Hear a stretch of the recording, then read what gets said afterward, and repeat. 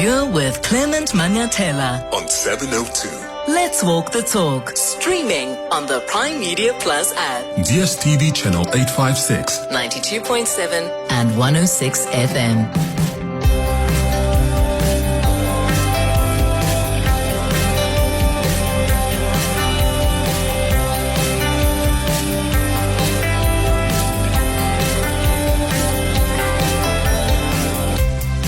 7 minutes after 9 o'clock. Dumelang, welcome to the Wednesday edition of the Clement Manyathela Show. It's great to have you with us here on 702. I trust you are well this morning. So let's kick off the 702 open line, shall we? The big developing story we're tracking this morning is around the war in the Middle East. We talk about this a lot because this war is quite a defining moment in geopolitics. It's defining for the world. It's defining for the people of Iran. But it also affects you in various ways, including your pockets. So it matters much.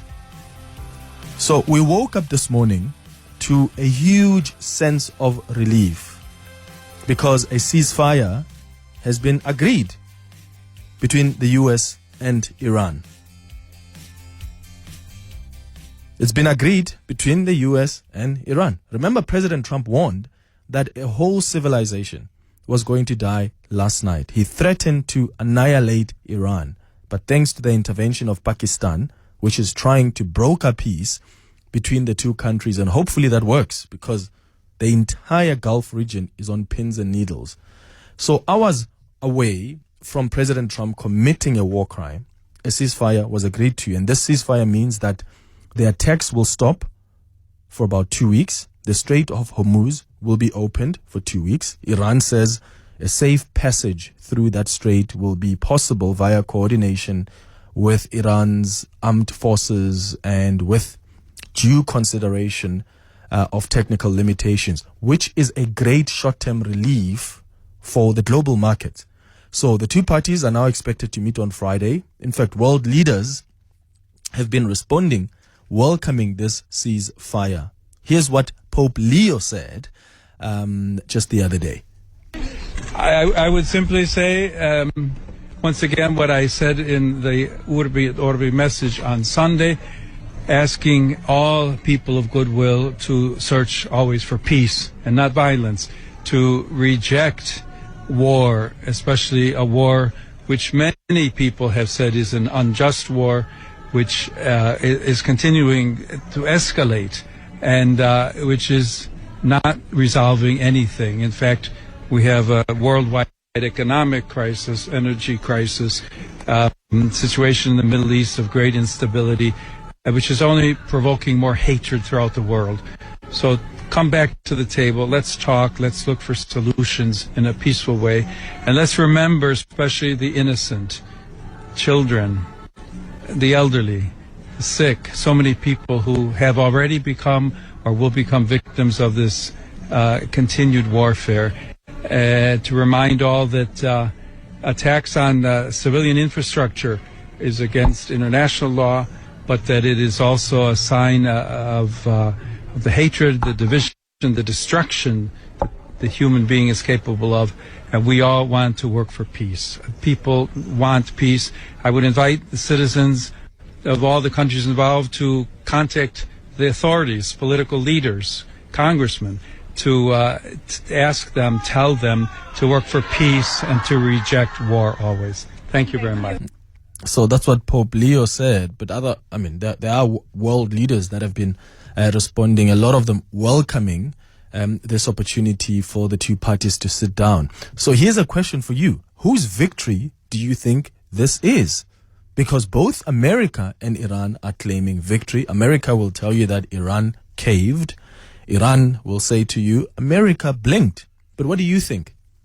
Give me a call on 011-883-0702. You can send your WhatsApps on 072-702-1702. Here's what I think, and let me know if you agree or disagree. I think this is a victory for Iran. Do you know how many deadlines President Trump set against Iran? About 5 or so. And he didn't follow through on them. In fact, he kept moving them. Is that a sign of a man in control? The way he's been posting on social media, clearly frustrated, using profanity, mocking the religion of the Iranians. All of that are not a sign of a man who has strategy. So I think the US was outmaneuvered here strategically. They didn't have the foresight of Iran weaponizing victory. Or weaponizing the Strait of Hormuz is what I mean to say. And I think this is a strategic victory for Iran. And here's why I think so. And I'm interested in your thoughts. The strategic goals of this war from the US side. Let's take a few steps back. What were the goals of this war? They have shifted from Iran may attack us. We don't want them to have a nuclear weapon, to open the Strait of Hormuz. So if Iran opens the Strait of Hormuz but keeps its nuclear enrichment program, is America now going to be okay with that? Because that's no longer a demand. Have you noticed that? It's all about opening the Strait of Hormuz now. That's what the noise is about. Iran has always been clear about its goals in this war. Remember, I said to you on the first week of the war, when we spoke on the open line, I said, I think Iran's strategy seems to be to internationalize the war, to increase the collective price of the conflict so that this becomes sort of a war against the entire global economy. And I think the idea was to have as many countries as possible affected so that they can put pressure on the US to end the war, which is why you saw them targeting other Gulf countries, disrupting travel, affecting energy infrastructure, etc. And then, of course, the world's most critical oil shipping route being effectively closed. It's so funny because this is like a 33-kilometer or so area, but it holds enough power to shake the entire world. And the entire world has been shaking because it handles a quarter of the world's seaborne oil trade, about a fifth of the world's supply of LNG, the liquefied natural gas. So this war has effectively paralyzed it. Almost no ships have been entering or exiting the Strait of Hormuz, which means higher oil prices, gas prices, which will then only push up inflation. And America itself, by the way, is not shielded from the impact, even though